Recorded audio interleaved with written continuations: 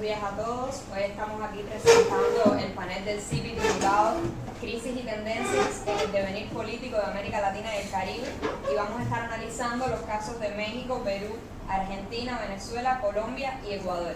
Este panel está protagonizado por estudiantes del IRRI, los cuales pertenecen al proyecto de investigación Panorama de Política, Observatorio de Política sobre América Latina y el Caribe, donde vamos a estar estudiando el panorama actual de los casos de estudio presentados anteriormente. Todos estos investigadores tienen experiencia en el estudio de sus países, han estado atendiéndolos por aproximadamente 2 años y en algunos casos por 1 año. Las ponencias que vamos a estar presentando tienen los siguientes títulos y en el orden que se va a estar diciendo. En primer lugar, Crisis en el Ecuador 2017-2023 por el investigador Leonardo Díaz Fernández. En segundo lugar, México y el giro tardío a la izquierda, la consolidación de Morena hacia las elecciones del 2024 por la investigadora Evelyn Patricia Jorba Garbey. En tercer lugar, nuevo momento de la crisis política de Perú por el investigador Cristian Garbizu Morgado. En cuarto lugar, el panorama político colombiano hacia una crisis de gobernabilidad por la investigadora Nacheli Pérez Guedes. En quinto lugar, última década del proceso bolivariano, de la crisis a la estabilización, del investigador Alejandro Rosés Pérez. Y por último, panorama socioeconómico de Argentina durante el gobierno de Alberto Fernández, el triunfo de Javier Milei en la PASO de 2023 por el investigador Alejandro Rodríguez Martínez. Entonces, ahora daremos paso a la primera ponencia. Recordar que el tiempo que tenemos para utilizar es de 7 minutos aproximadamente para cada ponencia. Entonces, iniciaríamos con el caso de Ecuador. Le damos la palabra al investigador. Bien, muchas gracias. Bueno, la crisis en Ecuador, para analizarla, tenemos que partir de 2017, el año en el cual el presidente Correa termina su mandato y, bueno, asciende Lenín Moreno, quien forma parte de la Alianza País en ese momento. El gobierno de Moreno va a romper con el correísmo y a medida que va a ir avanzando va a desarrollar una agenda neoliberal en lo económico, así como va a desarrollar un fuerte proceso de judicialización de la política que va a sentar las bases para la desestabilización del país en el mediano y largo plazo. O sea, de este gobierno de Moreno vamos a tomar una ruptura en las fuerzas políticas izquierdistas en el Ecuador y el inicio de una crisis política. El gobierno de Moreno va a estar atravesado luego por la pandemia, que lo va a debilitar mucho. Esta agenda neoliberal va a hacer que el endeudamiento del país se incremente considerablemente, especialmente un crédito del FMI de 5.000 millones de dólares. Y bueno, va a colapsar la población en segunda vuelta, va a ganar Guillermo Lasso. Y Lasso la victoria de Lasso es lo que ya trae a cotación el quiebre total de la izquierda ecuatoriana en este periodo. Lasso va a radicalizar esta agenda neoliberal y luego va a continuar este proceso de judicialización de la política, que va a tener al presidente Rafael Correa exiliado en Bélgica y al vicepresidente Jorge Glass en prisión, que bueno, fue liberado hace realmente poco tiempo. Este proceso se va a ir radicalizando en cuanto a las medidas de la agenda neoliberal. El tamaño del Estado va a disminuir, las políticas de desarrollo social prácticamente van a desaparecer, el endeudamiento va a continuar y con esto va a existir un catalizador social a los problemas que va a ser una fuerte desigualdad galopante y una fuerte ausencia del papel del antiguo, lo que Lasso llamó el Estado benefactor. Entonces, a esto se va a sumar que las estructuras estatales van a entrar en crisis. Va a haber una crisis de ingobernabilidad dentro de la Asamblea Nacional, producto de una atomización de las fuerzas políticas, van a ser muy pequeñas, no van a poder gobernar, ninguna va a poder por sí sola presentar mociones o actividad legislativa que avance, se hace imposible. Y esto va a ir sumado a una creciente debilidad del gobierno de Lasso frente a las urnas. O sea, las personas, la impopularidad del gobierno crece considerablemente. En este mismo marco, que va a existir un enfrentamiento entre el Poder Ejecutivo y el Poder Legislativo, el país se va a agudizar esta crisis económica producto del fracaso del paradigma neoliberal que aplica Lasso y que ya había aplicado Moreno, y esto va a traer que la corrupción a lo interno de la policía y de las Fuerzas Armadas, sumado a la persecución política que existe contra las fuerzas de izquierda, va a crear una muy fuerte inestabilidad política en el país. Esto va a ser aprovechado luego por organizaciones del narcotráfico internacional, por ejemplo, los antiguos cárteles mexicanos o una mafia albanesa típica existente en Ecuador desde antes, pero en esta época toma gran fuerza. y va a llevar a que el país, sumado a una crisis de ingobernabilidad, tenga una crisis de criminalidad muy fuerte. Hay una inseguridad increíble en Ecuador, que no había sido vista. Ecuador es tradicionalmente uno de los países más tranquilos de la región y ahora va a parecer más a la Colombia de los años 90 que a lo que fue hace 10 años Ecuador. Entonces, con esto vemos la sumatoria de una fuerte crisis económica que va a dar origen a una crisis del paradigma neoliberal que, sumado a esta persecución política contra las figuras de la izquierda, va a traer consigo esta crisis de ingobernabilidad. Esto va a provocar que en el mes de mayo el presidente Lazo decrete la muerte cruzada, que está originada aparentemente por la crisis de inseguridad, pero en realidad lo que hay detrás de esto es que ya ha ido avanzando en la Asamblea una moción de censura que es para destituirlo. Entonces, Lazo decreta la muerte cruzada, esto significa que el Poder Legislativo se disuelve y el Poder Ejecutivo se va a las urnas de forma anticipada y Ecuador va a un nuevo panorama electoral. A este panorama electoral se partía con la idea de que la candidata del Movimiento de Revolución Ciudadana ganara posiblemente en primera vuelta, porque el resto de las fuerzas políticas estaban muy atomizadas y no existían candidatos creíbles y era muy poco probable una victoria o incluso era poco probable una segunda vuelta. Este panorama cambia radicalmente con el asesinato de Fernando Villavicencio, un candidato que según las encuestas iba a tener cerca del 8% de los votos, o sea, no era ni de lejos un candidato favorito, pero su asesinato va a traer consigo un cambio en este panorama. Días después del asesinato de Villavicencio se da un debate presidencial en televisión en el cual no comparece el candidato del partido de Villavicencio y este canaliza el voto luto, lo que la prensa llama el voto luto, o sea, las personas que incluso en la boleta no dio tiempo a cambiar las boletas y todavía estaba la imagen de Villavicencio. Las personas expresan en redes sociales que van a votar por él como una especie de homenaje, dado que él fue un gran, o sea, él enfrentó con fuerza la corrupción. Y bueno, en esta primera vuelta sale Luisa González como ganadora, pero no con los votos suficientes para formar gobierno. Entonces hay que ir a una segunda vuelta en la cual va contra el candidato Daniel Noboa. Noboa vende un discurso en el cual está distanciado de las fuerzas políticas tradicionales, cosa que en realidad no es cierto. O sea, Noboa es un representante del paradigma neoliberal cuyo padre perdió las elecciones con Correa en el 2013. Entonces, este es el panorama actual de Ecuador. Noboa canaliza muy bien este voto luto, canaliza esto, incluso él va al debate presidencial como un chaleco antibala, lo que hace que la gente se vea dentro de esta crisis de inseguridad reflejada en la actitud de Noboa, marca una distancia a las fuerzas tradicionales y a su vez tiene un discurso conciliador con el correísmo. Y de este modo, bueno, marca una especie de alternativa a Luisa González, a la cual vende como una tradicionalista, una seguidora de Correa. Y bueno, nosotros recientemente se han hecho en vistas a la segunda vuelta algunas encuestas, por ejemplo el medio Bloomberg hizo una, en la cual Noboa, vendiendo este discurso, parte como posible ganador de esta segunda vuelta. Bueno, ya veíamos entonces el panorama en Ecuador de crisis de ingobernabilidad, una tendencia que se va a repetir en otros casos que vamos a estar viendo, y resultaba muy particular analizar cómo ya en este caso se va viendo algo que también se profundiza en otros casos, y es como un hecho al parecer sin precedentes puede provocar una variación tan radical en un panorama electoral. Y eso va dando muestras también de la crisis más profunda que existe en América Latina en estos momentos, de cómo las masas se van a mover de un lado a otro sin tener un compromiso, una militancia específica con una ideología. Y toda esa crisis se va a ir viendo también en otros casos. Ahora quisiéramos pasar a analizar México y su giro tardío a la izquierda con la investigadora Evelyn, a ver qué puede aportar este caso a esta perspectiva. ¿Qué está sucediendo en México? Si están actualizados en cuanto al acontecer mexicano, podemos citar que en México se encuentra actualmente el Frente Amplio, en el cual reúne principalmente a los antiguos partidos tradicionales, como por ejemplo el PRI, el PRD y el PAN, pero que también ese Frente Amplio ha tratado de aglutinar a todos los partidos que estén en la oposición al Moreno. Vemos que también en México actualmente está un movimiento ciudadano que empezó a tener auge después de cuando los partidos tradicionales empezaron a caer en declive, pero que también encuentra una situación de inestabilidad a lo interno del propio movimiento ciudadano. Y nos encontramos también con el Morena, un partido que es bastante joven, que surgió como movimiento en 2012, se consolidó como partido político en 2014 y en 2018 pudo ganar el gobierno de México con aproximadamente el 45% del respaldo popular.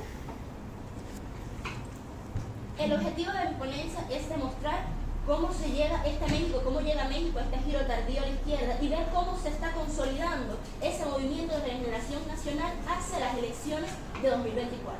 Para ello, primero me centro en unos antecedentes, que es cómo fue, un poco de explicar cómo fue que los partidos tradicionales empezaron a caer en ese declive.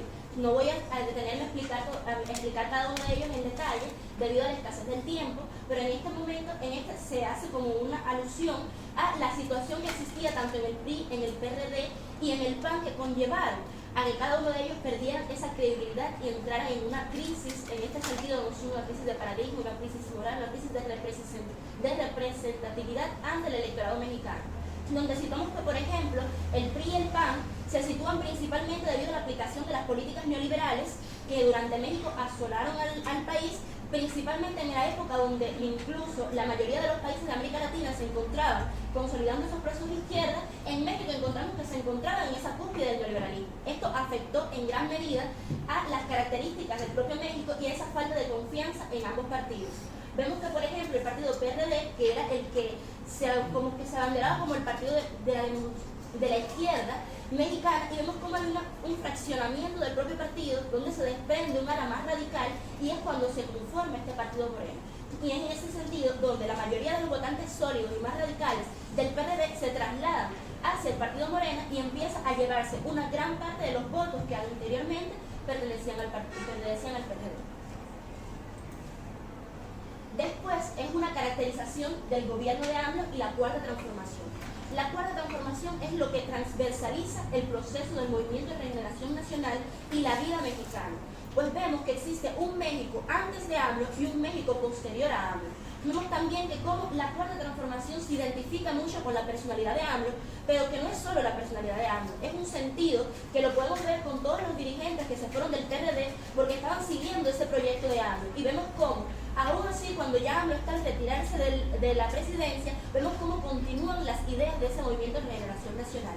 Y vemos cómo un proceso, yo no hablo acerca de eso en el trabajo porque no es objetivo, pero también es interesantísimo ver lo que sucede con la cuarta transformación, porque es un proceso que realmente ha transformado la realidad mexicana, pero que también tiene muchas problemáticas en contra, porque la oposición mexicana ha tratado de aliarse ya más allá de aliarse en contra del Morena, tratar de aliarse en contra de la cuarta transformación, porque lo consideran un peligro hacia los intereses oligárquicos tradicionales del país, y vemos como a partir de 2021 incluso existe un ralentizamiento de esa cuarta transformación debido a que cuando se alía toda la oposición en contra de AMLO, logran tener un poco más de mayoría en el Congreso y logran un poco frenar algunas de las medidas que se están impulsando. Vemos como antes del 2021 se tomaban medidas como la nacionalización del litio, muchas reformas, y vemos como después del 2021 hay medidas como la transformación que quieren hacer en el INE, donde están luchando contra la corrupción, donde están tratando de tener otras medidas que afectan directamente los grandes intereses del capital, se han visto obstaculizadas por esa oposición fehaciente. Y también otro de los elementos importantes a tener en cuenta en cuanto al proceso de la cuarta transformación es cómo existe otra de las importancias de las elecciones de 2024 es como ellos, más allá de lograr consolidar esa izquierda, es que tratan de lograr recuperar esa mayoría en el Congreso para darle un nuevo impulso a ese proceso de la cuarta transformación. Después me centro en el panorama político actual mexicano, la inestabilidad de la oposición al Moreno. En ese sentido, es una profundización de las características de su oposición, donde vemos que, por ejemplo, ya el PRI, que fue el partido hegemónico en México, un partido histórico y tradicional, se encuentra en un nivel de inestabilidad y descrédito tan grande, en el cual ya ha perdido hasta algunos de los principales bastiones que tenía, que por ejemplo vemos en ese caso del Estado de México. Vemos también cómo el Morena tiene el dominio en 23 de los 32 estados mexicanos, y vemos cómo existe un rejuego entre la oposición para tratar de enfrentarse a ese gran movimiento que aunque ellos mismos son conscientes de que actualmente no cuentan con las posibilidades de lograr enfrentarse, por lo menos tratan de hacer el mayor obstáculo posible.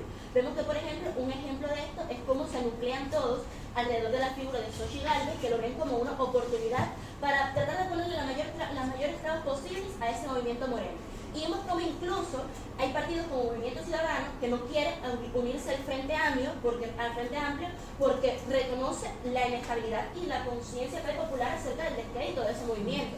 pero también, aunque no quiera unirse al Frente Amplio, sí apoya a Xochitl Gálvez, porque todos, es como una guerra de todos contra la izquierda, todos contra la izquierda.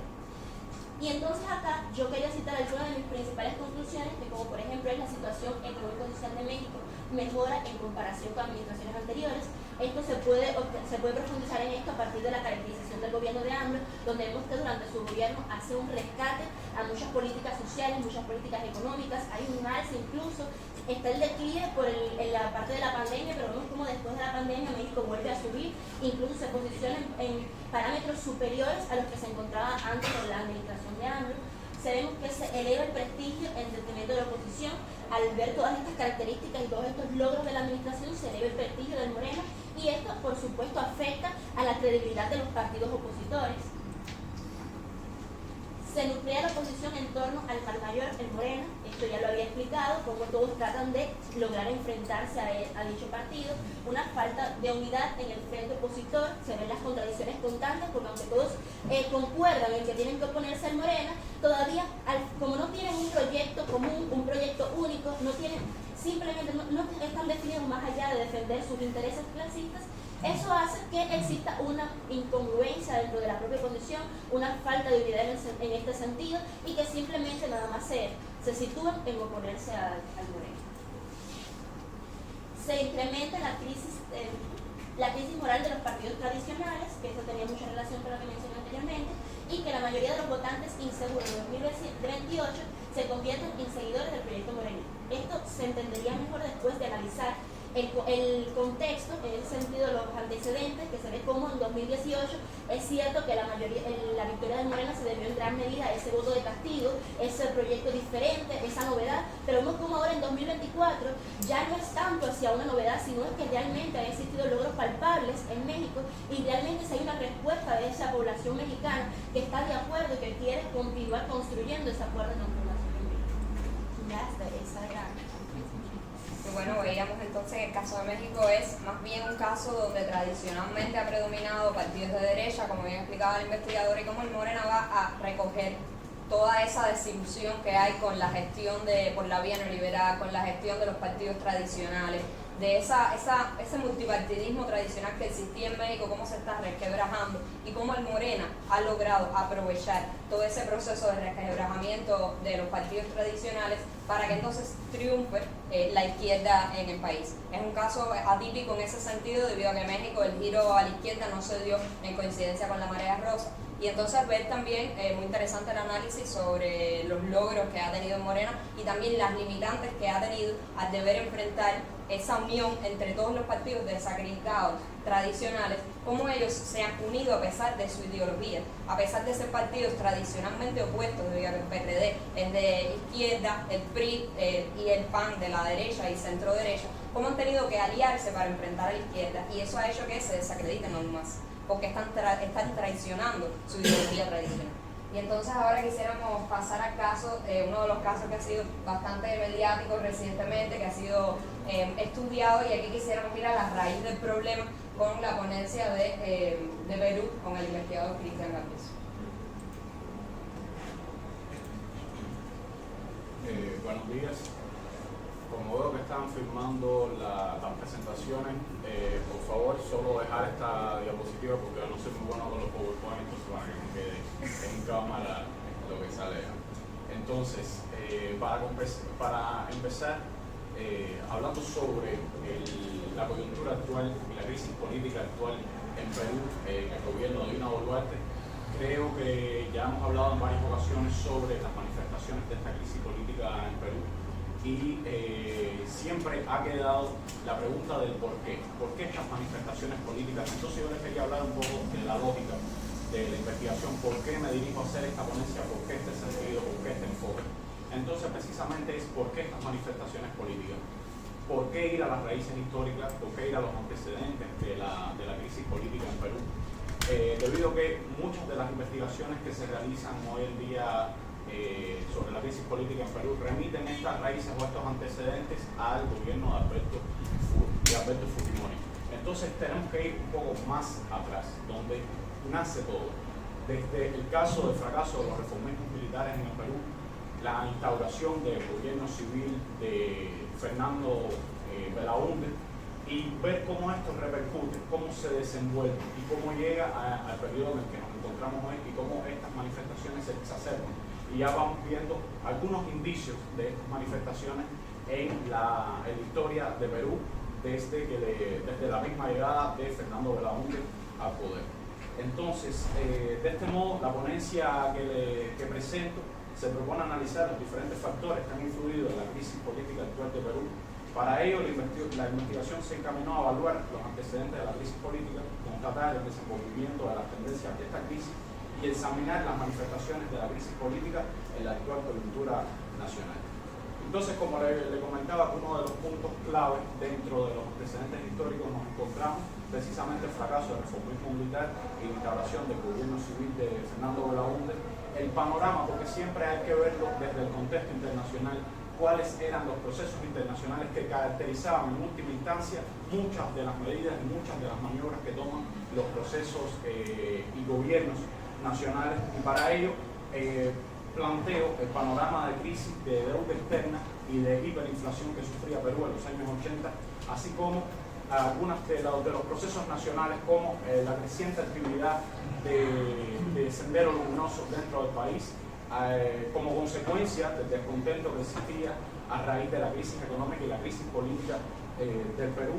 Como les mencionaba, el contexto internacional en esta etapa, a finales de la década de los 80, también va a estar caracterizado por la convergencia de la primera oleada de ajustes, de medidas de ajustes neoliberales en estas economías, y bueno, esto va a ir en detrimento de las expectativas de prosperidad de amplios sectores en el Perú, debido a que se toman muchas medidas que, como en el periodo de Alberto Fujimori, van a solventar la crisis económica a largo plazo, se van a ver los resultados y a partir de ahí se va a estimar un crecimiento o por lo menos una mantención de la crisis del crecimiento del PIB en el Perú, pero va a ir en detrimento de la calidad de vida de la clase media y baja de Perú. Entonces, para ello es que el destino, vamos a decir, esta sección de la ponencia. A partir de ahí, veo el desenvolvimiento, investigo el desenvolvimiento de esta crisis política, sobre todo en el periodo de Fujimori, para poder ver cómo se proyectan estas tendencias, cómo se reproducen estas manifestaciones a lo largo de los gobiernos que le suceden en el Perú, sobre todo verlo también a partir de los escándalos de corrupción que hubo en este periodo de Alberto Fujimori, las ejecuciones extrajudiciales y otros hechos que aparecieron en este periodo y que bueno, van a marcar como le decía, a los consecuentes periodos presidenciales que van a seguir a Alberto Fujimori. Aquí hay que tener hacer especial hincapié en la crisis del COVID, en medio de toda la crisis política y del desarrollo que estaba teniendo, pues llega la crisis del COVID, cómo esto repercute en la estabilidad política del país y cómo lo dirige esa serie de gobiernos consecutivos que en Perú hubo alrededor de 6 mandatos presidenciales en solamente 4 años. Entonces, ver cómo esos gobiernos van dando una transición hasta lo que va a llegar a ser el gobierno de Pedro Castillo. Entonces, en ese mismo desenvolvimiento veo cómo Pedro Castillo llega al poder, en qué momento lo hace, que Pedro Castillo no llega a la nada tampoco, porque Pedro Castillo tenía una trayectoria en Perú relacionada con movimientos sindicales y demás, o sea, él era una figura en el movimiento sindical. Y entonces después proyectar esto, cómo ver esas manifestaciones de la judicialización de la justicia, de la judicialización de la política, disculpen, ver el tema de la legitimación de los partidos y fuerzas tradicionales para dirimir los conflictos internos y las problemáticas de la sociedad. Y entonces, a partir de los sucesos del 7 de diciembre de 2022, que algunos llaman, lo denominan un autogolpe de Estado, cómo llega Dina Boluarte. A partir de aquí, cómo Dina Boluarte maneja estas manifestaciones de la crisis, cómo desde el primer día que llega a su mandato, pues establece una alianza con el Parlamento, establece una alianza con incluso el partido liderado por Keiko Fujimori y demás menciones que se realizan en la presidencia de Dina Boluarte, que bueno, está vigente en este momento. En la ponencia entonces planteo las consideraciones finales sobre cómo han incidido estos factores a lo largo de la historia del Perú en el gobierno de Dina Boluarte y bueno, en las manifestaciones de la crisis política. Bueno, entonces, resaltar de esta ponencia lo interesante que resulta ver ese análisis a su esencia, su raíz, los factores condicionantes de esta crisis política, más allá del análisis de los sucesos que ocurrieron con Pedro Castillo, lo cual creo que es una visión que también aporta al análisis de la situación actual en América Latina, y también otro caso donde se manifiesta la judicialización de la política, una tendencia que también se ha estado produciendo en varios países recientemente.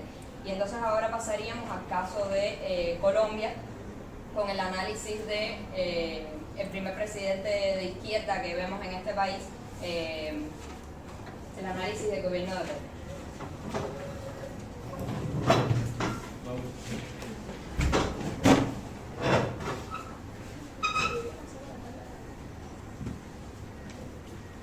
Bueno, para comenzar del análisis del panorama político colombiano en el periodo de junio de 2022 a agosto de 2023, es preciso comenzar por la significación que tuvo la victoria electoral de Gustavo Petro en las elecciones presidenciales de 2022 por las rupturas con la hegemonía de los partidos tradicionales y además el inicio de un nuevo ciclo político. No obstante, este mandato ha estado caracterizado por la polarización y la confrontación con varios de los sectores de la oposición. Si bien al asumir el poder, Gustavo Petro tuvo que enfrentarse con una serie de problemas de larga data, como son la pobreza, la desigualdad y la violencia en el país, a esto se sumaron una serie de nuevas dificultades, como fueron las consecuencias de la crisis provocada por la pandemia de COVID-19 y los efectos negativos de la crisis en Ucrania en el comercio y los mercados financieros internacionales. Este panorama económico desfavorable causó una serie de limitantes para la puesta en práctica de los programas que formaban parte de la agenda del Pacto Histórico. Aunque sí se ha visto cierto avance respecto a políticas como la del Pacto Caro. Desde su toma de posesión también este gobierno ha sido víctima de ciertos cuestionamientos por parte de la oposición y al mismo tiempo dentro de la propia coalición se han dado varias tensiones. En el trabajo hago referencia a cuáles han sido estos conflictos y se debe partir de la idea de que los 6 primeros meses del mandato del Pacto Histórico estuvieron encaminados a transformar esta coalición de una coalición electoral a una coalición de gobierno. Y en este proceso se implicaron fuerzas de la izquierda, de la centroizquierda y partidos socialdemócratas y partidos tradicionales como lo fueron el conservador, el liberal y de la U. Este panorama diverso trajo consigo varias tensiones. La coalición tenía el objetivo principal de lograr el adelanto de la amplia agenda de reformas del Pacto Histórico. Sin embargo, en abril de 2023, esta coalición de unidad nacional llega a su fin, significando la pérdida de la mayoría en el Congreso, principalmente por las desavenencias causadas entre el Partido Liberal y el Partido de la U respecto a la reforma del Sistema Nacional de Salud. Posteriormente, estos partidos se declaran independientes y en el caso del partido Cambio Radical, que inicialmente también se había aliado al gobierno, pasa a formar parte de la oposición. A partir de este momento se evidencian dos tendencias principales en el gobierno de Gustavo Petro. Lo primero es la negociación de diversas reformas a partir de representantes y senadores particulares. Y la otra ha sido los llamados a la movilización social como una forma de demostrar ese apoyo al gobierno. Por parte de la oposición, las respuestas a estas reformas también han sido diversas. Hemos identificado dos posturas principales. La primera va dirigida a manifestaciones extrainstitucionales, como las manifestaciones que se llevaron a cabo en septiembre y octubre de 2022, utilizando consignas que no iban dirigidas directamente a las reformas de este gobierno, sino consignas racistas y con el objetivo de legitimar al presidente y a la vicepresidenta. En los meses más recientes de 2022 hemos visto cómo varios grupos civiles, con el apoyo también de partidos políticos, han utilizado estas formas de paro y manifestaciones para, además de utilizar consignas políticas, reclamar, por ejemplo, por la disminución de los precios del combustible y la mejora de la situación del sistema educativo. En todo este panorama también se ha visto cómo otros sectores de la oposición, como el propio Cambio Radical, el partido de la U y el Centro Democrático, han utilizado su posición en el Congreso para criticar y denunciar varias de las reformas que ha propuesto Gustavo Petro.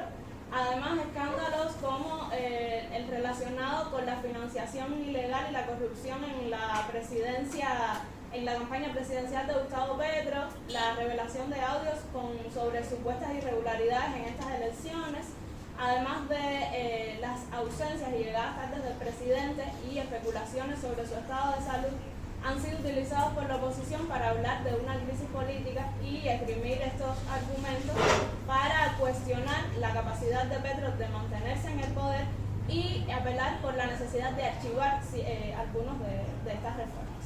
En las consideraciones finales hago referencia a este panorama económico desfavorable que ha impedido la puesta en marcha de estas reformas, que ha incentivado los llamados redistributivos de diferentes grupos sociales, teniendo en cuenta la agenda que proponía el pacto histórico en sus primeros momentos.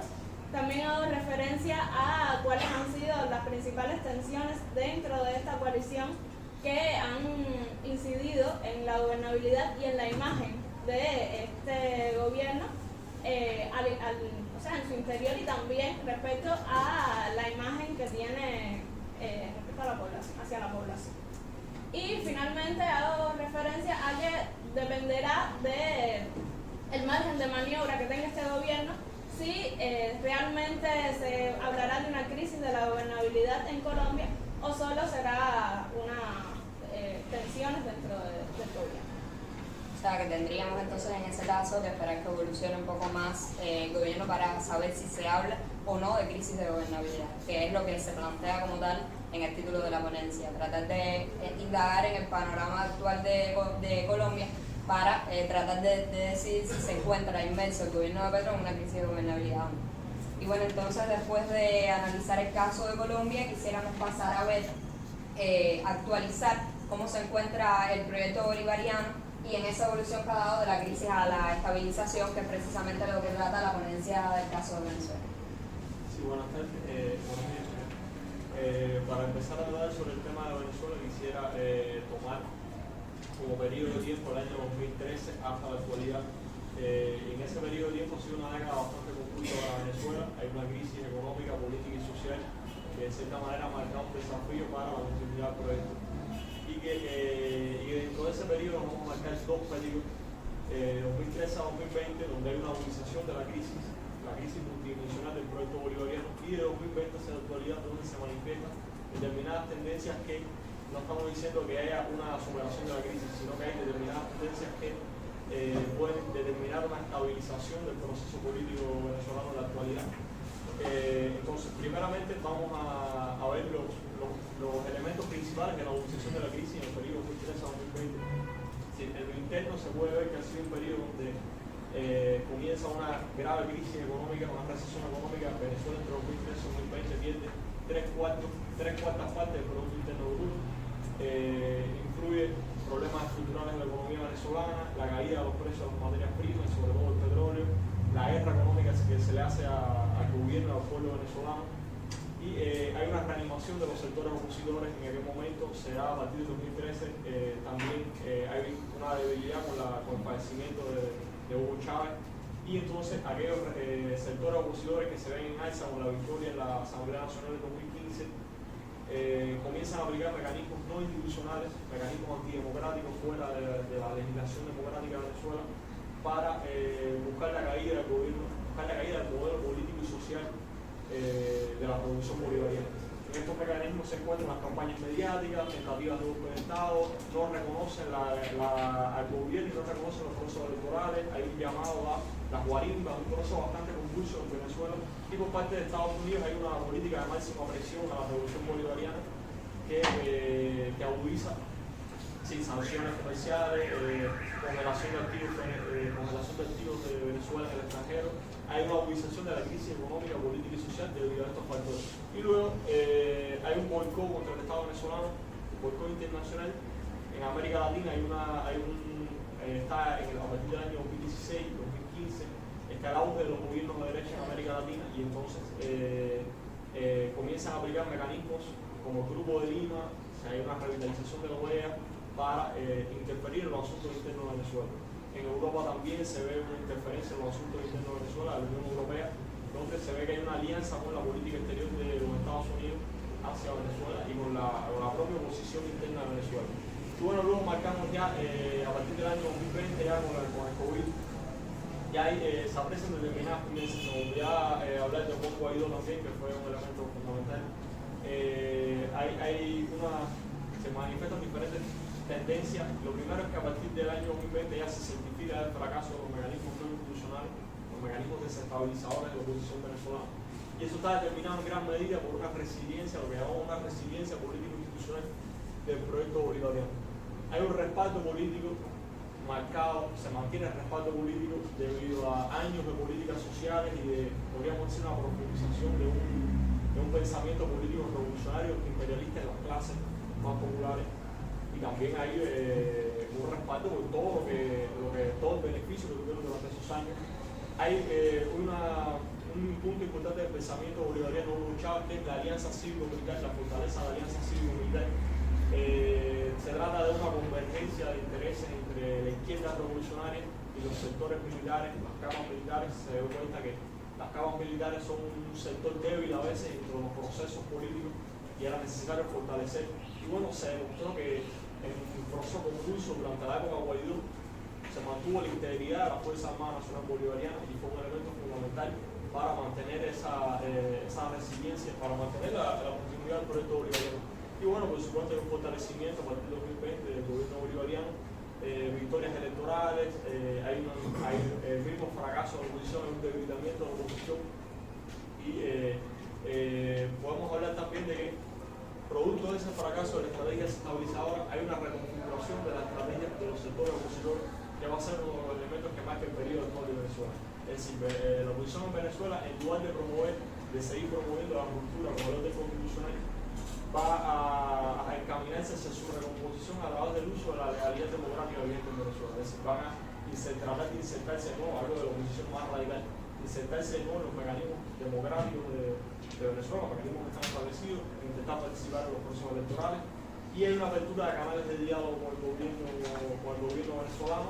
Se firma un memorando de entendimiento, se discuten cuestiones esenciales para Venezuela, como son la necesidad de levantar el bloqueo, de levantar las sanciones, la necesidad de descongelar los activos venezolanos en el extranjero, la necesidad de posibilitar que haya una participación de esos sectores opositores en los procesos electorales.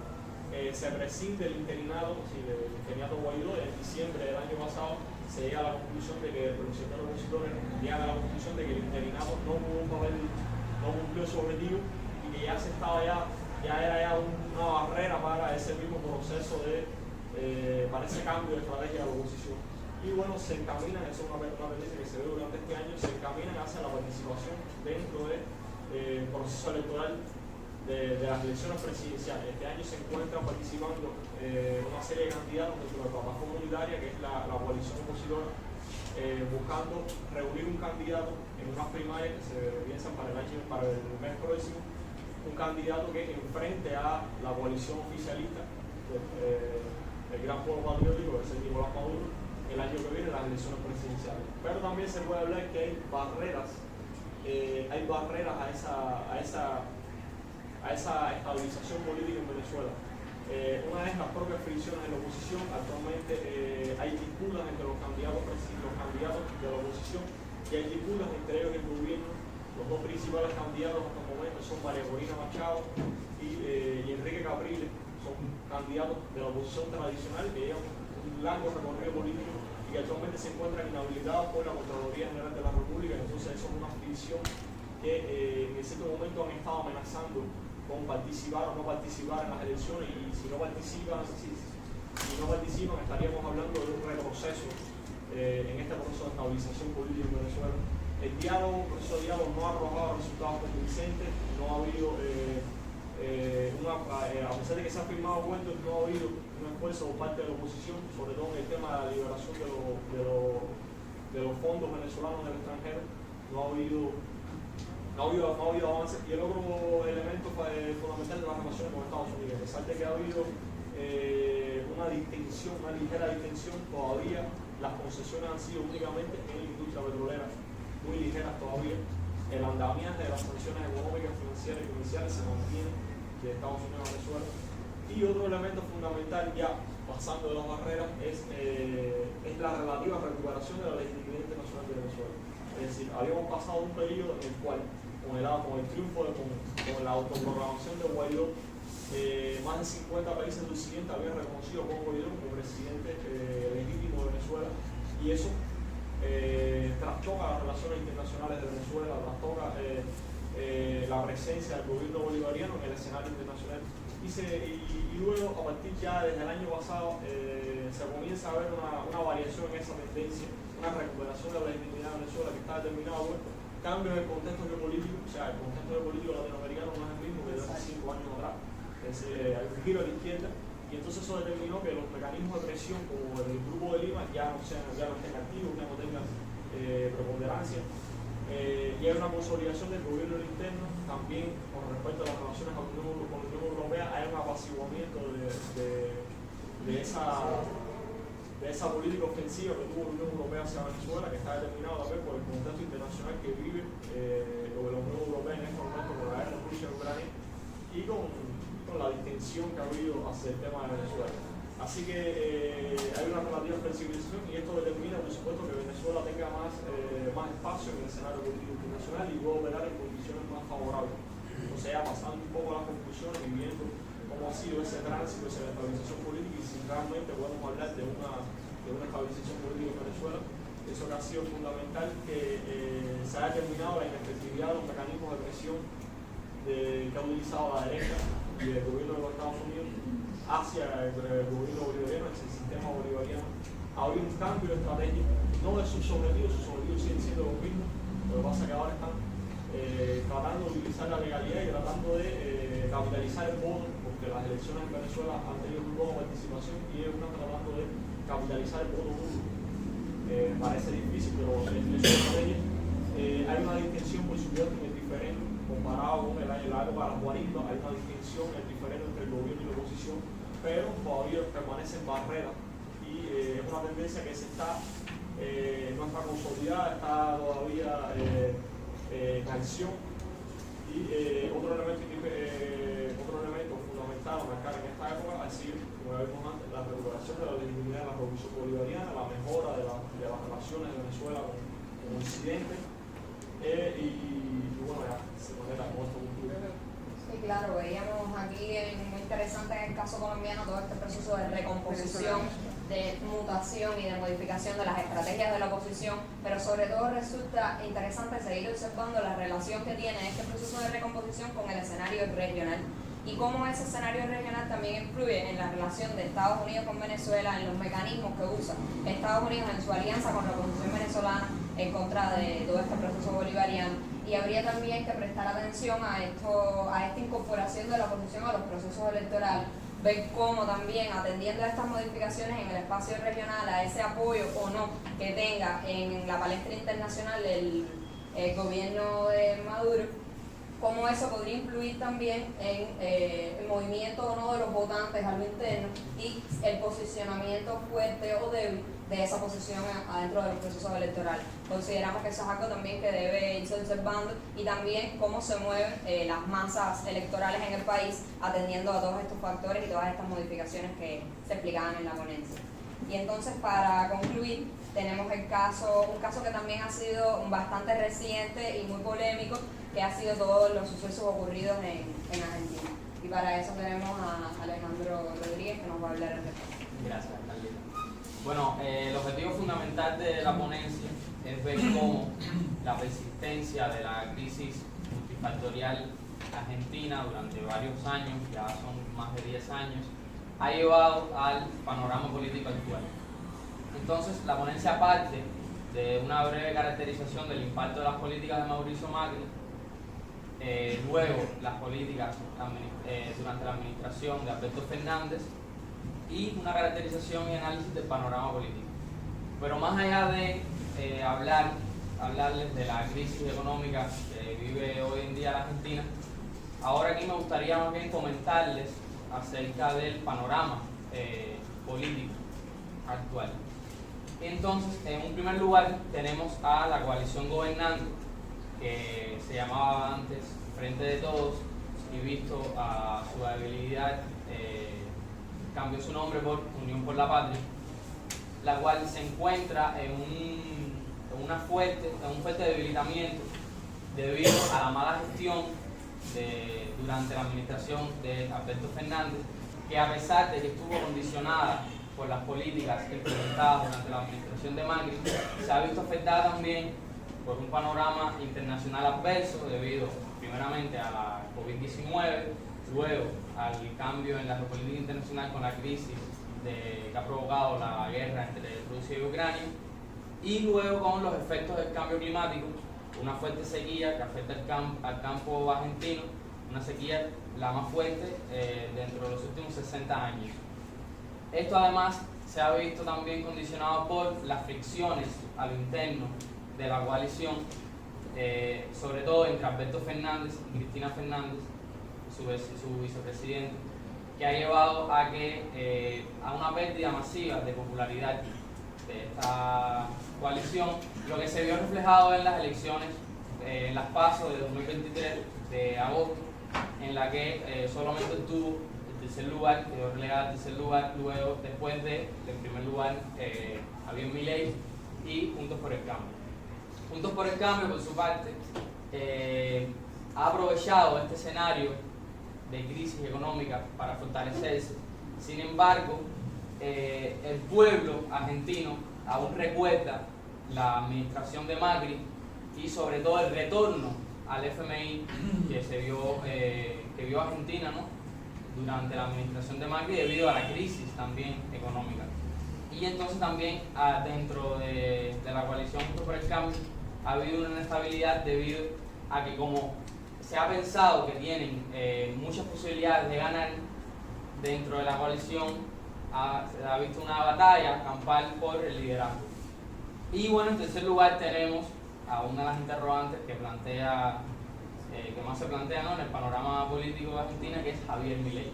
Si ustedes son consumidores de Instagram o de Twitter o de otras redes sociales como Quora, van a ver que Milei sale por todos lados porque es una figura muy comercial y que ha aprovechado tanto la mala gestión de las dos coaliciones tradicionales, Juntos por el Cambio y Unión por la Patria, para fortalecerse. Esta es una figura que empezó su recorrido en programas televisivos con un estilo muy suyo de criticar mucho a su oponente, utilizar malas palabras, incluso de ofender, y que cogió auge sobre todo luego del 2021 en las elecciones legislativas, cuando La Libertad Avanza ganó 5 bancas en la Cámara de Diputados argentina, colocándose como la tercera fuerza en la provincia de Buenos Aires. Entonces, el discurso de Javier Milei gira en torno a dos conceptos: uno, la libertad, un poco subjetivo, ¿no?, y el otro, la casta política, aquella clase social, ¿no?, aquella clase que se beneficia de la política, ¿no?, y el Estado. Y entonces, en este marco plantea cosas como la dolarización, lo cual es un poco absurdo porque la economía argentina ya se encuentra dolarizada. Lo que no está dolarizado en la economía argentina son los ingresos de la población, pero en sí la economía está dolarizada, lo cual se puede ver en el cambio que tienen todas las variables, todos los indicadores económicos argentinos, cuando hay un cambio en el valor del peso con respecto al dólar. Plantea otras cosas como la eliminación del Banco Central, el cambio total en la educación, y si nos detenemos en lo que plantea su discurso, se puede ver que prácticamente ninguna de sus medidas tiene lógica, son prácticamente imposibles. Esto, en cuanto al cambio en la educación, tendría que pasar por encima de la Constitución federal y de la constitución de cada provincia argentina. Entonces, a pesar de todo ello, Javier Milei ha sido una figura con mucho auge últimamente, lo cual se vio reflejado en las elecciones de agosto en Las PASO, donde tuvo el 30,2% de los votos totales y ganó en 16 distritos, 16 provincias de 24 en Argentina. Y más allá de, o sea, el pueblo, más allá de gustarle su discurso, las medidas que piensa, su programa político, el pueblo se siente identificado con el odio, el cansancio que refleja su discurso luego de 10 años de crisis, de 10 años en que la pobreza fue a aumento. Hoy se encuentra más del 50% de la población bajo el umbral de pobreza. Y entonces Javier Milei lo que hace es capitalizar todo ese voto protesta y sumarlo, ¿no?, a su partido político. Entonces, en las conclusiones de la ponencia, yo expreso que, aunque tenga particularidades propias estas elecciones en Argentina, siguen teniendo una tendencia que se ha visto a todo lo largo del acontecer político, que son principalmente tres: la debilidad, la polarización política, ¿no?, de Argentina, la debilidad de todas las coaliciones sumergidas a batallas internas y sobre todo el voto protesta. Si en el 2015 el pueblo argentino votó a Macri para, como que castigando al kirchnerismo, ¿no?, salir de la crisis económica, en 2019 votaron a Alberto Fernández y a Cristina para castigar a Macri. Y hoy, bueno, en las PASO de agosto, votaron a Milei, sobre todo para castigar un poco a Cristina y a Alberto, ¿no?, la gestión de la coalición. Bueno, en este caso consideramos muy idóneo que la última ponencia haya sido el caso de Argentina, puesto que en este caso de estudio se manifiestan muchas de las tendencias que se están viendo a nivel regional. En primer caso, hablábamos de la crisis económica global y su manifestación regional, que ya viene desde antes, pero agravada por la irrupción de la pandemia, siendo América Latina la región en desarrollo que peor se ha recuperado y de modo más dispar, además, se ha recuperado de esta crisis sanitaria que también ha sido multidimensional, pero sobre todo cómo en este panorama se produce una crisis de todos los paradigmas, de modo que ningún partido, ninguna tendencia, ninguna ideología está ajena de esta crisis, y todo este proceso que se va produciendo provoca que el electorado, como bien explicaba Alejandro, no se va a mover desde la afiliación ideológica, desde la militancia, sino que se va a mover de modo pendular a través del voto de castigo, a través del hastío, de la desilusión con aquellas tendencias tradicionales que hasta el momento no han podido solventar esta situación de crisis, esta situación de inflación, por ejemplo, que se manifiesta tan gravemente en el caso de Argentina. Y eso provoca el auge de todas esas propuestas populistas que se centran en la personalidad de una propuesta, de un candidato específico, y sobre todo de la extrema derecha, que además en el caso de Argentina también se ve como esos medios de comunicación dominados por la oligarquía también se van a articular para dar paso o se van a articular en torno a precisamente estas propuestas de extrema derecha, y como eso también va a influir en que el electorado se mueva siguiendo estas propuestas para castigar las tendencias tradicionales, las tendencias anteriores, y eso es algo que se manifiesta en el caso de Argentina, pero que también es una tendencia que consideramos como a nivel regional se está manifestando muy claramente en la actualidad. Y entonces, bueno, quisiéramos ver si hay algún comentario o alguna pregunta que tuvieran para los panelistas. Yo siempre levanto la mano por un poco sin querer monopolizar las opiniones. Felicidades al Observatorio Latinoamericano, felicidades al profesor Elio Fidel, que es quien los ha guiado. Yo me siento orgulloso, y cuando siento orgullo lo tengo que expresar.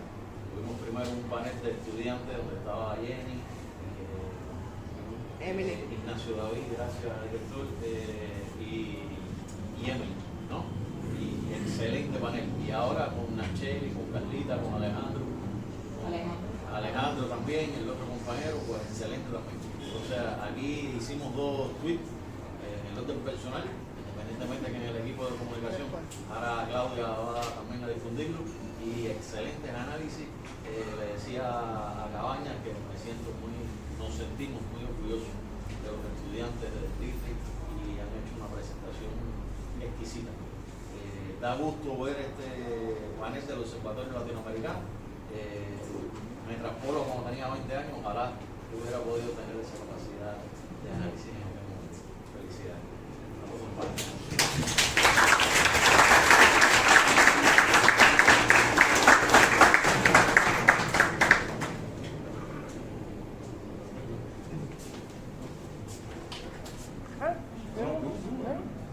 No, yo quería, sumarme a la felicitación, me ha parecido excelente. Además, me parece, como mismo decía ellos, muy bonito ver a estudiantes tan estimulados con los temas de investigación que tratan y abordar también las temáticas en toda su complejidad. O tratando de incorporar la mayor cantidad de elementos de complejidad de esos procesos. Quería solo precisar hacer algunas preguntas, más por curiosidad, y a ver si me pueden también aportar un poco de luces en cómo ven ustedes, ¿no?, estos procesos. En el caso de México, ¿cómo tú percibes, o si tienes alguna noción sobre esto, la reciente evolución al interior de Morena de tensiones o posibles divisiones a partir de el curso que ha tomado Marcelo Ebrard, desconociendo los resultados del proceso de internas, ¿no?, en México, Colombia? Yo quisiera, si tuvieras alguna noción, alguna percepción sobre las posibilidades o la capacidad que Petro ha desarrollado, porque hemos sido testigos de muchísima habilidad política para sortear obstáculos reiterados, ¿no? Constantemente está rebasando los traspiés que se le van imponiendo, pero ¿cuáles son las capacidades que tú percibes desde el gobierno para sostenerse, ¿no?, en el gobierno y sortear estas dificultades o reacomodarse en el panorama político? Lo voy a dejar ahí. Quiero felicitar particularmente a la ponencia de Venezuela. Me ha parecido muy completa, con una visión, realmente estoy honestamente sorprendida para bien. De verdad que ha sido muy, muy bueno. Gracias. Y la moderación de Carla, que además ha sido muy buena, de verdad. Bueno, Espérate, vamos a recoger. ¿Alguien más quisiera hacer No, una pregunta? bueno, y al final ellos Para- comentan. Bueno, yo me sumo a la felicitación muy merecida por el trabajo pretérito. O sea, esto refleja el trabajo que ya se hizo, y apenas un acto pequeño en relación con el esfuerzo que han hecho por el dominio del tema que se ve en la exposición. Hay varias maneras de ponerlo. Hay alguien que necesita un texto, hay alguien que no lo necesita, pero bueno, se ve el dominio en el tema. Estos esfuerzos casi siempre deben terminar, o debemos tratar de que terminen en publicación. O sea, no dejar el esfuerzo. Cada uno tiene una ponencia, hay que ver si son publicables. Sí. Pero hay un hilo conductor de todas las ponencias que yo invitaría al profesor, al equipo, a los profesores, más de uno que participan en esta experiencia, a tratar de desarrollar algo un poquito más allá, porque todos más o menos se han referido al tema de las fuerzas políticas. Y lo digo primero porque es un resultado que me parece que puede ser interesante, pero sobre todo porque estamos en unos tiempos donde se habla mucho y a veces nosotros sin darnos cuenta repetimos lo que dicen otros de la presencia china en América Latina. Nosotros como siempre tuvimos la oportunidad en el evento 200 años de Doctrina Monroe tratar de hacer una especie de contralectura de la presencia de China en el comercio y la inversión y la ruta de la seda. Es verdad, pero Estados Unidos conserva capacidad de influir de manera determinante, en muchos casos, en otros casos no, en lo que pasa en América Latina. Y uno de los temas es la capacidad de Estados Unidos de influir en fuerzas políticas y en líderes políticos, por encima de todo lo demás. El éxito principal de Estados Unidos quizás sea el hecho de que los líderes políticos de América Latina no han tenido una agenda de federación para sus países y no han traído a la región lo que sucede en regiones como Asia. O sea, América Latina esencialmente sigue siendo un exportador de materia prima. Y eso es lo que le interesa a Estados Unidos por encima de, y a Europa por encima de otras. Ahora, hay algunos autores que se han referido a este tema en América Latina y hacen distintas clasificaciones. Aquí sabemos, ya ustedes en todas las clases que la han dado, se han dado cuenta que las clasificaciones son distintas, nadie se pone de acuerdo en los conceptos, eso es lo más normal en relaciones internacionales. Y hay gente que hace distintas periodizaciones. Y se dice que uno de esos experimentos empezó, se situó aquí, en el caso de Fujimori en Perú. Hay autores que a esto le llaman los partidos cárteles, o sea, que no son los partidos tradicionales que tienen una historia que surgieron a partir de la existencia de clases sociales, sino que los fabricaron con un propósito determinado. Estados Unidos ha usado varias variantes. Está el caso de Fujimori, el caso de Guaidó, que es una caricatura de todo lo demás. Y a veces ni siquiera se trata de crear estructuras o levantar figuras, sino enfrentar a la más izquierda de las izquierdas. Entonces, en el caso de Perú, Castillo era la mejor de las izquierdas. En el caso de Chile, aspiro que no haya ningún chileno aquí que se ofenda por lo que estoy diciendo.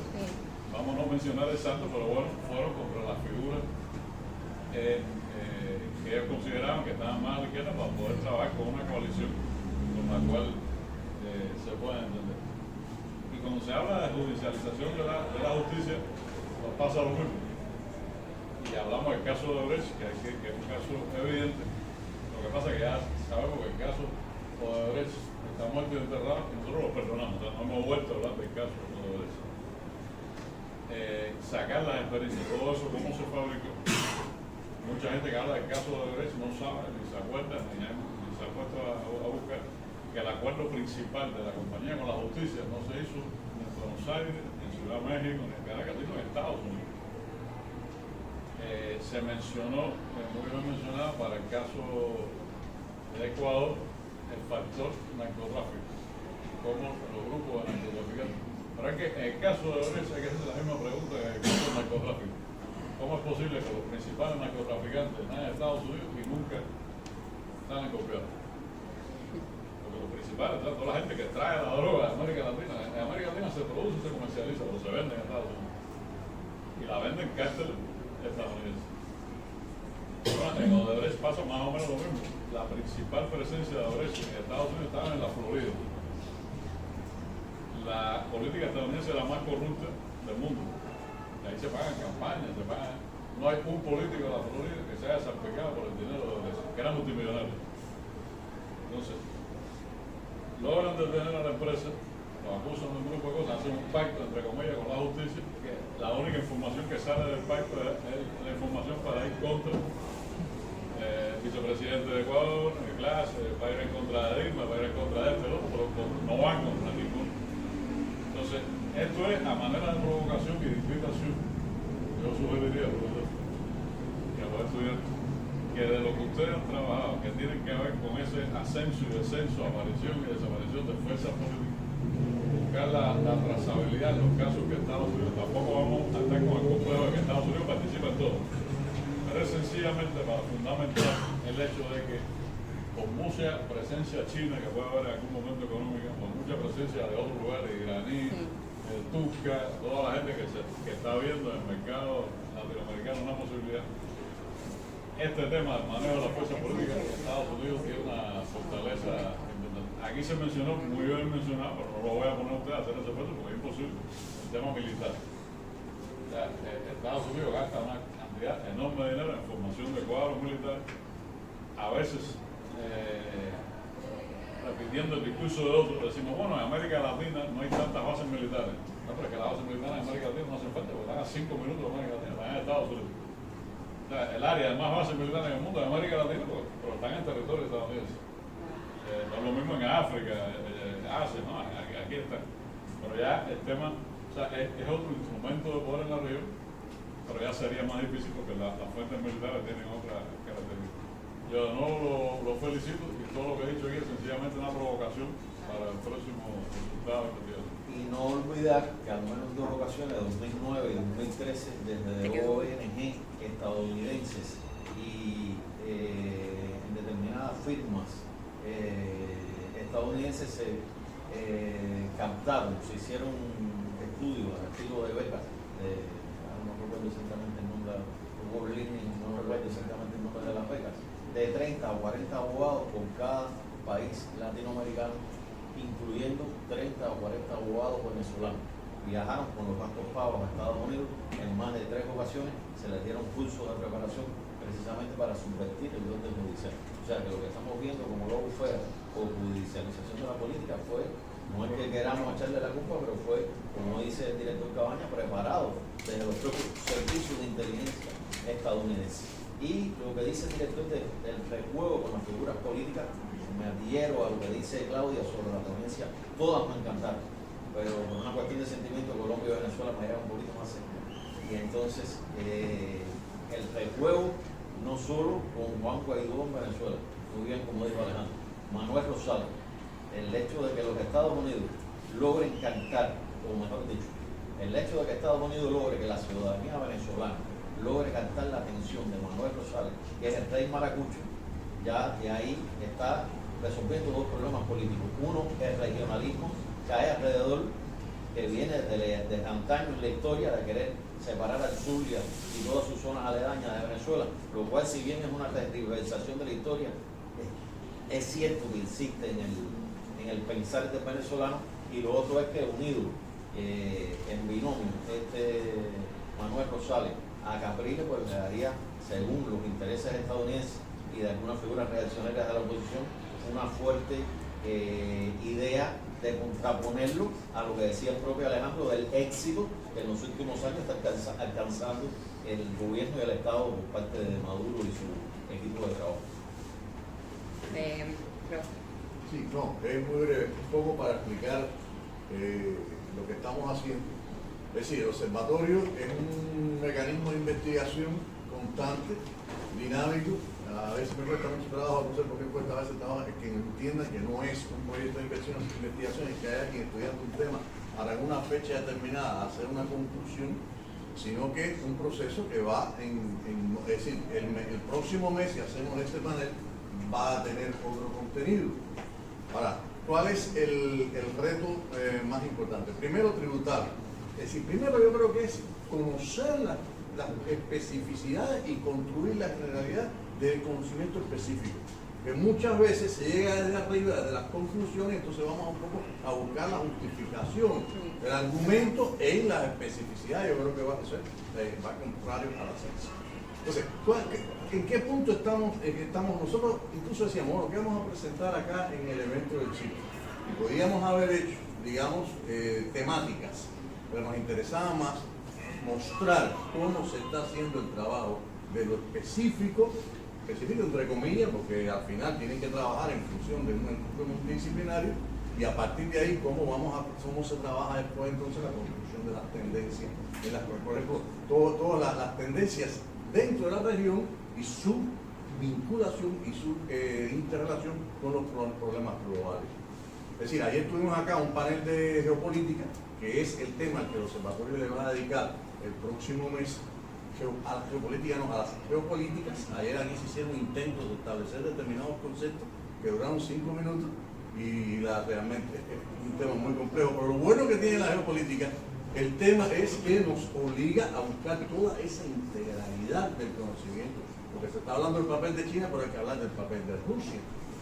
Y es muy difícil leer el acontecer venezolano sin tener en cuenta el factor Rusia en ese momento histórico. Nosotros tuvimos una tesis el año pasado que trataba de explicar cómo el gobierno ultraderechista de Bolsonaro y el gobierno revolucionario de Venezuela habían tenido la misma actitud frente al proceso, al problema ucraniano, a partir de la política realizada desde el principio del siglo de Rusia hacia América Latina. Y yo creo que ese es el interés del observatorio, generalizar, buscar tendencias, etcétera, Y eso es lo que hacemos entonces al final, después de todo este proceso. Ahora, es un observatorio, es decir, hay que ir observando esas preguntas que se hace Claudia, hay que ir respondiéndolas, hay que ir moviendo, es decir, viendo cuáles son, en América Latina es un continente de muchas rupturas, es decir, que de pronto una cosa va para allá y va en otra dirección y eso nos lleva a esperar. Y una de las, por ejemplo, de las cosas que hacemos es tributar a el libro de la docencia, ¿no? Los estudiantes que tenemos aquí atrás están estudiando en el SAC 4. Esos estudiantes en su libro, en el libro que el observatorio le brinda todos los años, este año es un libro actualizado hasta ayer. No, por ejemplo, los libros físicos que tenemos que tienen cerca de 25 años ya publicados. Es decir, que viene a y lo otro, tributar información, hacer los informes, todos los informes semanales, que lo que hay el reto, la última reunión que hicimos en el observatorio, buscar el reto de que eso llegue a más personas, buscar la manera de que eso se conozca y que todo el mundo tenga, porque además la gente lo lee con mucha avidez, porque muy rápido, de pronto en una semana te dice lo más importante en el reino y eso es el trabajo que hacen los estudiantes. Pero ese es el reto, buscar la generalidad. De aquí están saliendo, nosotros este año ya estamos previendo una tesis sobre Venezuela, una tesis sobre las relaciones Estados Unidos-Perú. Dentro del observatorio tenemos un grupo de Estados Unidos, porque mira, no es posible hacer un grupo de estudios, un observatorio sobre América Latina que no tenga un grupo que trate específicamente de la relación con Estados Unidos, o la participación de Estados Unidos en este fenómeno, porque esto puede ser, es decir, hay dos partes, porque es la América Nuestra que no es nuestra, pero hay una parte porque es un sistema de hegemonía que mantiene sus características fundamentales desde hace 2 siglos. Así que yo creo que lo importante es desarrollar, como es el media, me entendí un poco, es decir, cómo estamos trabajando para noviembre, creo que, ¿cuál es el tema? Después de octubre de política, noviembre Estados Unidos. Y noviembre justamente vamos a dedicar el trabajo del observatorio a la relación con Estados Unidos. No es que se estudie en ese momento y no se estudie más, es un poco, porque es como cuando uno va con una java que tiene un hueco y tapa aquí y tapa allá, realmente es una relación muy cambiante y requiere entonces además movernos. Esa es una, yo creo que el gran problema y la gran ventaja del observatorio es justamente eso, que tiene que moverse todo el tiempo, tiene que reconfigurar sus objetivos, nosotros no podemos esperar a que hagamos otro proyecto para cambiar determinadas cosas. Mira, se tienen que ir cambiando, hay que buscar una forma de investigación, una forma de generalización, etcétera, la tenemos que ir creando por el camino. Ese es el gran problema, esa es la gran ventaja que no tiene otros proyectos, que ya está hasta una camisa de fuerza que tienes que ir hasta el final con él, y el gran problema, el gran reto que es trabajar de esa manera. Ustedes han hecho ahí análisis estratégico. Eso es un arte, no todos somos capaces de hacerlo. O sea, ustedes ya, a pesar de la corta edad, ustedes se ven ya muy maduros, nosotros los vemos como niños, estudiantes superdotados, por decirlo de alguna manera, jóvenes, sí, yo no veo a los niños jóvenes, no tengo ese defecto, pero estudiantes con un conocimiento ya superior y han sido capaces de hacer análisis estratégico. Si con esa formación que tienen ustedes continúan así, el intelecto se les va a desarrollar sobremanera y por favor, ya hay pichones analistas, como se dice en buen cubano, con corazón y conocimiento intelectual. Eso es muy importante. Gracias, profe. Claudia, se me quedó una cosa en el tintero y es sobre Argentina. No quiero pasarme en las preguntas, ¿no? Pero si tienes, sí, ¿no? Porque yo sé que, a ver, es un tema difícil, que es difícil entenderlo para quienes se dedican a esto desde la academia. Pero igual, si tienes alguna noción sobre la capacidad de la candidatura de Unión por la Patria habíamos visto un proceso de corrimiento hacia la derecha importante, que además viene de hace algunos años, pero si tienes alguna noción sobre las capacidades de la candidatura de Unión por la Patria para tender puentes y conectar con otras fuerzas políticas más a la derecha que pudieran quizás restar votos, tu consideración al respecto, si la tienes, si no, todo bien. Y también, a ver, el objetivo de esto es plantear las preguntas, como decía Helio, para dejarlas ahí, ¿no? Y avanzar en un camino. No es que tengamos obviamente las respuestas aquí ahora mismo, obviamente no. Pero gracias, muchísimas gracias. Laura. Yo realmente tengo curiosidad porque se ha hablado en casi todas las ponencias de una crisis de paradigma y precisamente uno de los efectos de esta crisis de paradigma es el abstencionismo, que yo por ejemplo llevo Chile y en Chile este abstencionismo está tendiendo a favorecer a la derecha, incluso facilitando la mayoría de la derecha en el Consejo Constitucional, y esto tiene unas consecuencias para el proyecto constitucional venidero. Entonces yo quisiera saber específicamente en los casos de Ecuador y Perú, cómo, y bueno, posiblemente en Argentina también, cómo este abstencionismo cómo se está moviendo este abstencionismo, a qué tiende y a qué tiende sobre todo a favorecer, o sea, qué fuerzas tiende a favorecer este abstencionismo en cada una de las regiones, que casi todas están en procesos eleccionarios y tal. Bueno, entonces, si hay alguna otra pregunta, para si no pasar a dar la palabra a los panelistas para que respondan. Entonces vamos a empezar con México.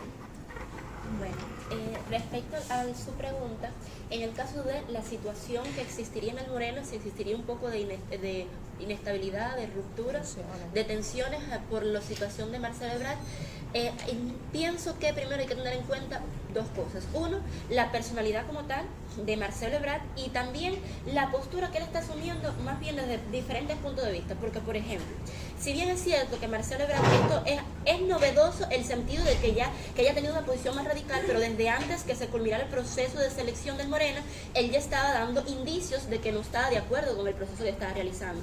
Pero también vemos que al mismo tiempo Marcelo Ebrard no le dice nada directamente, no afecta directamente a la personalidad de AMLO. Vemos cómo continúa respaldando a AMLO y entonces él trata de decir que el problema realmente no está en AMLO, sino en otros sectores que están un poco más abajo. Vemos también que hay que tener en cuenta la tradición, la historia que tiene la personalidad de Marcelo Ebrard. Vemos que él no fue de los que crearon el Morena en el sentido original. Vemos que él tiene una trayectoria política más amplia, que pasó por el PRI, que pasó por el Partido Verde, que él ha tenido una intención política enorme de incluso presentarse a las presidenciales en años anteriores, y vemos cómo es una personalidad que ha aspirado a la presidencia desde incluso el siglo pasado. Y entonces es cuando tú vas a valorar cuáles son las características y la perspectiva que tiene esta personalidad, también hay que tener en cuenta que es verdad que él piensa desde el punto de vista del proyecto, pero también desde el punto de vista de su persona.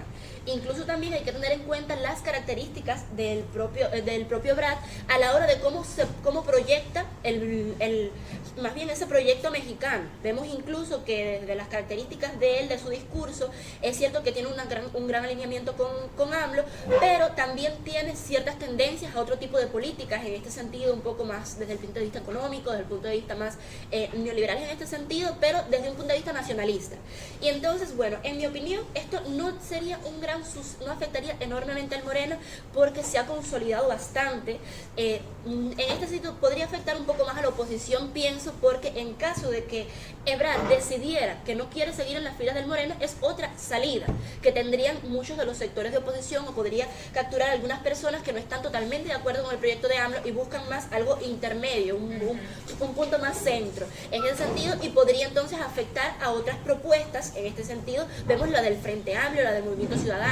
Y también pienso que también es cierto que Marcelo Ebrard anunció la creación del movimiento por el Camino de México, pero no ha dicho que él pretende salir del partido todavía. Hay muchas especulaciones al respecto y hay que ver cuál es la salida que va a tomar Ebrard, pero considero que no sería un beneficio personal si él sale del partido, porque realmente no tiene posibilidades de llegar al camino electoral, y la mayor posibilidad desde el punto de vista político, en mi opinión, de crecerse desde el punto de vista político y tener resultados superiores sería dentro del propio partido Morena.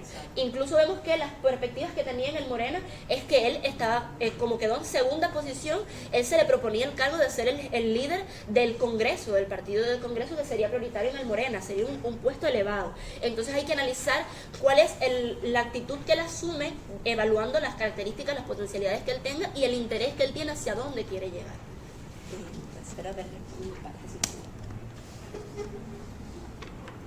ahí al respecto del caso de México, yo también quería agregar que cuando se analiza el discurso o la postura que ha tomado Ebrard actualmente, todo como que se lleva hacia su persona. O sea, por eso me coincido con tu análisis, porque es como que le ha dado un enfoque demasiado personalizado al asunto. Incluso, o sea, normalmente en los análisis no se debe recurrir al análisis de una persona en específico, pero sí es un factor que incide. Y en el caso de Obrar, él ha hecho incluso declaraciones despectivas hacia la figura de la candidata Claudia Sheinbaum, lo cual da la tendencia o da la impresión de que hay ahí algunas rencillas personales, y también el tema de que él haya intentado posicionarse anteriormente como candidato y haya cedido ese puesto para que López Obrador pudiera avanzar porque estaba alineado a su proyecto político, también da la impresión de que tiene alguna aspiración personal de posicionarse él mismo en la presidencia y llevar a cabo su propio proyecto político más allá del Morena. O sea, que desde mi punto de vista, a la hora de poner en la balanza, él ha priorizado esa aspiración personal por encima de beneficiar a Morena y a la Cuarta Transformación. Y por lo tanto eso es algo que hay que seguir observando para ver hasta qué punto lo que realmente busca Obrar es una justificación para poder emprender ese proyecto por su parte, pero no distanciarse completamente de Morena para no perder esa alineación o ese apoyo que él ha podido alcanzar dentro de Morena con su buena gestión, su efectiva gestión como secretario de Relaciones Exteriores, como que no distanciarse completamente de Morena, pero al mismo tiempo llevar su propio proyecto. Y hasta qué punto esto ha sido como que un pretexto o algo que él ha aprovechado de ese favor, o ha sido simplemente algo de su personalidad. Entonces creo que eso es algo que también hay que seguir observando, pero también coincido que esa separación no va a afectar tanto a Morena como a la oposición y al propio gobierno. Entonces vamos al caso de sobre la pregunta de cuáles han sido los principales elementos de los que se ha podido valer el presidente para sortear los obstáculos que se han presentado en este tiempo en el gobierno, quisiera partir mencionando el Gran Acuerdo Nacional, una convocatoria lanzada desde las primeras semanas del gobierno por el presidente y la vicepresidenta con el objetivo de encontrar cuáles eran los objetivos comunes que podían agrupar a la mayor cantidad de fuerzas políticas. Estos objetivos han sido principalmente la paz por los años de violencia que ha sufrido Colombia, la reforma agraria y la cuestión de la Amazonía. En este sentido, hemos visto cómo, por ejemplo, frente a rencillas con la Asociación de Ganaderos, ha sabido negociarlo con el presidente de esta federación, que a su vez forma parte de la mesa de diálogo con el Ejército de Liberación Nacional, y esta federación tiene un acuerdo con el gobierno sobre la venta de las tierras precisamente para llevar a cabo esta reforma agraria. Hemos visto cómo, a pesar de las diferentes rencillas que han surgido durante las negociaciones con el Ejército de Liberación Nacional, el gobierno una y otra vez ha mostrado esa voluntad de sentarse a dialogar, diálogo que también se ha llevado a cabo con estructuras urbanas que ya van más allá de los ejércitos tradicionales.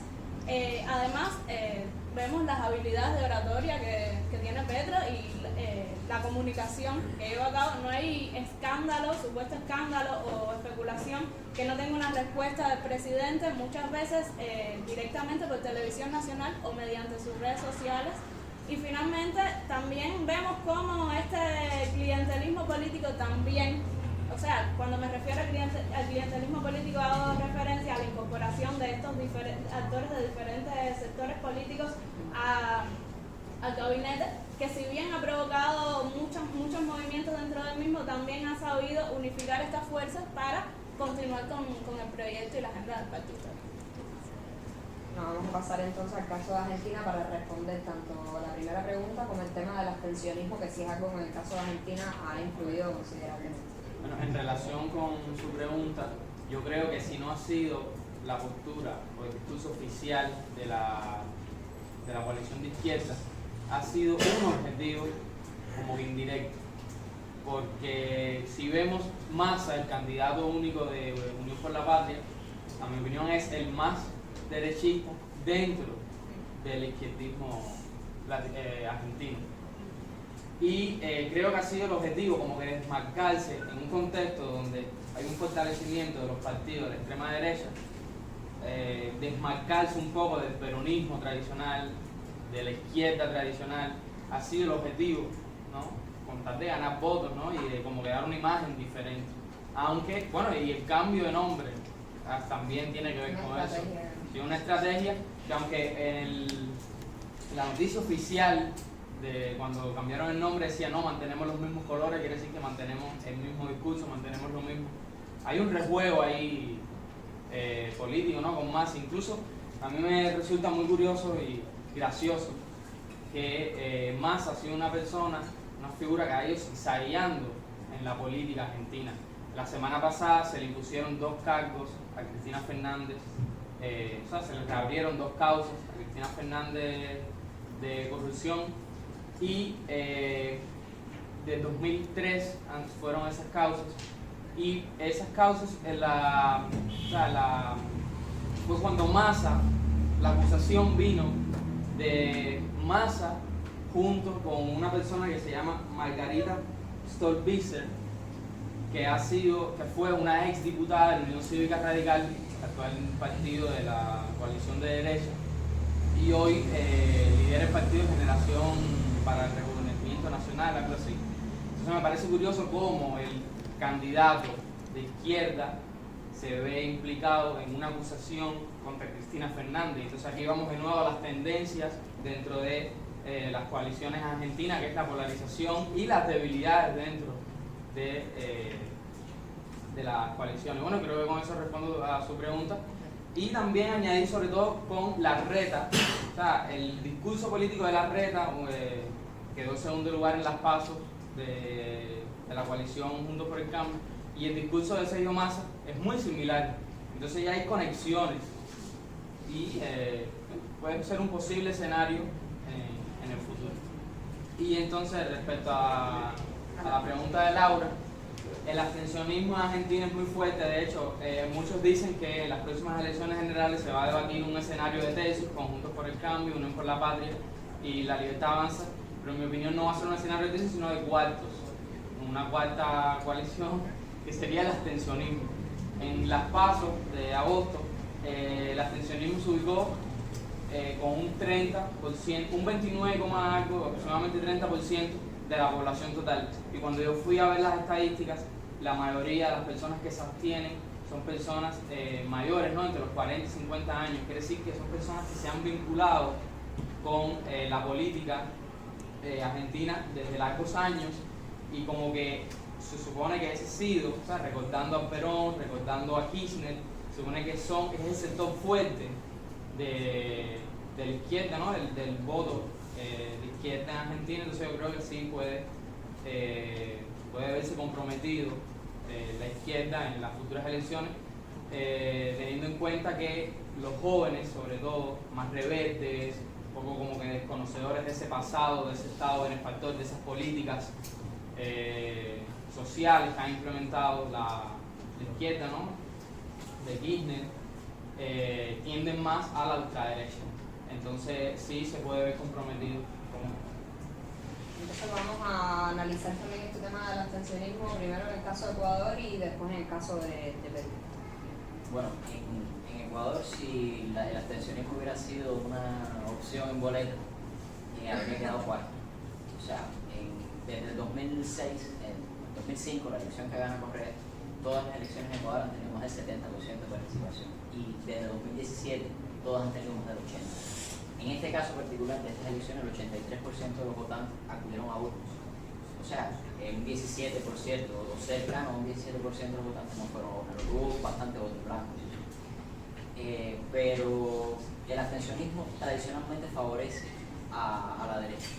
¿Por qué? Porque es que la derecha normalmente tiende a ser más disciplinada a la hora de acudir a las urnas. En cambio, la izquierda a veces tiende a ser un poco más emotiva. Sobre todo esto ocurre en Europa. Y si bien el abstencionismo es una tendencia en América Latina, realmente en Ecuador no es lo que marca el resultado de las elecciones. Ahora bien, donde más se abstienen los ecuatorianos de ir a votar es en los barrios más marginales y en las zonas rurales, que tradicionalmente apoyaron al correísmo. No obstante, en estas elecciones, el correísmo, después de la salida de Correa, siempre ha obtenido en torno al 35% de los votos. Y en estas elecciones tuvo un 33%. O sea, se mantiene sobre la misma tendencia del correísmo post-Correa. Así que no creo que realmente la abstención haya marcado el resultado electoral del planeta. en el caso de Perú, ¿cómo se ha comportado él? Bueno, en el caso de Perú, si fuésemos a hablar de un posible proceso de abstencionismo, debemos hablar primeramente de la fragmentación o atomización o crispación política que existe sobre todo en países como Ecuador, Perú y otros países de Latinoamérica, que son los que, esos procesos son los que han imposibilitado a muchos de los partidos políticos que forman parte hoy de muchos de estos sistemas en los países latinoamericanos de aglutinar el voto en una sola fuerza política. También esto está marcado por la deslegitimación de las fuerzas tradicionales, que a partir de los diferentes escándalos de corrupción, como ya se había mencionado, el caso Lavajato, que viene siendo Odebrecht, o el mismo Vacunagate que se dio en Perú en el año 2021, entonces eso va a estar en detrimento con esa capacidad, con ese liderazgo político que pudiese tener algún país, algún partido o alguna figura dentro del Perú y por ello aglutinar el voto. No hablo precisamente de un proceso de abstencionismo porque precisamente las elecciones de 2021, cuando sale del Pedro Castillo, pues se presenta, hay una participación de alrededor de un 70% del electorado. Lo que sí es lo que salta a la vista en este proceso es que en ese proceso electoral donde participa un 70% del electorado, es que de las 18 fórmulas que se presentaron para la presidencia y la vicepresidencia, ninguna alcanzó el 50% de los votos establecidos para poder pasar a la siguiente fase presidencial. E incluso en este proceso electoral queda para segunda vuelta Keiko Fujimori y Pedro Castillo. Y Pedro Castillo gana por una cifra muy pequeña, por una cifra de 100.000 personas, alrededor de 100.000 personas.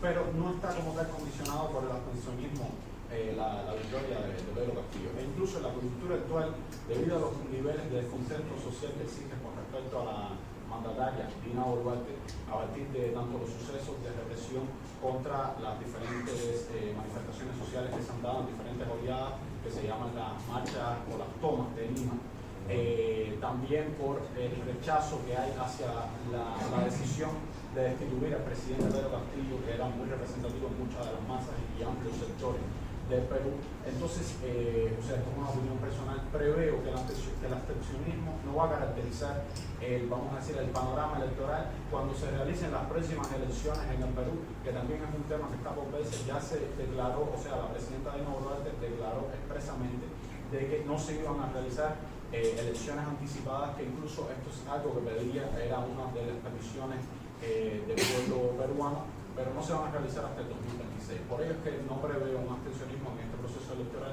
sino más bien una participación amplia de muchos de los sectores que incluso han sido marginados por en la sociedad peruana a partir de los gobiernos que han trascendido, han pasado por eso.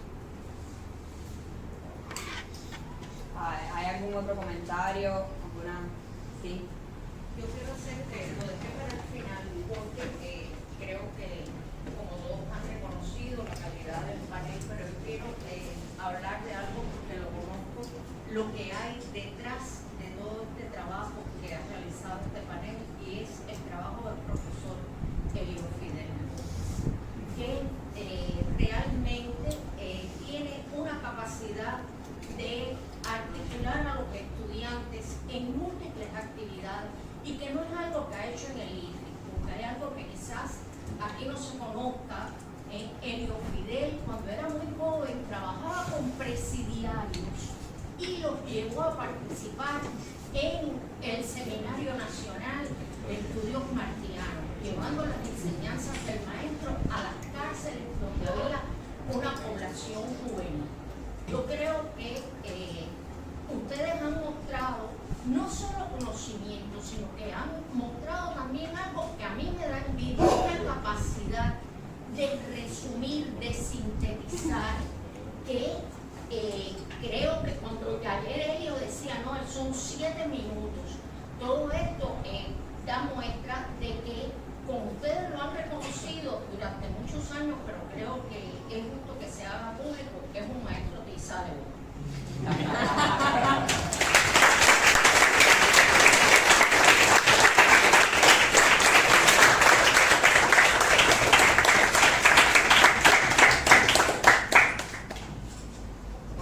si no tenemos más ninguna pregunta ni más ningún comentario, ya para concluir, queríamos simplemente agradecer al CIPI, al Instituto también por la oportunidad, pero sobre todo sumarnos al agradecimiento al observatorio y a su creador, por supuesto, el profesor Helio, por la idea, pero también por la guía que hemos tenido todo este tiempo, porque no hubiéramos podido llegar a este tipo de proyectos si no hubiéramos tenido el asesoramiento de este profesor y también del resto de profesores y especialistas que el propio profe Helio ha sabido incorporar atinadamente al proyecto y que han sabido ayudarnos en este tipo de investigaciones. Y bueno, a todos ellos muchas gracias y así concluimos el panel del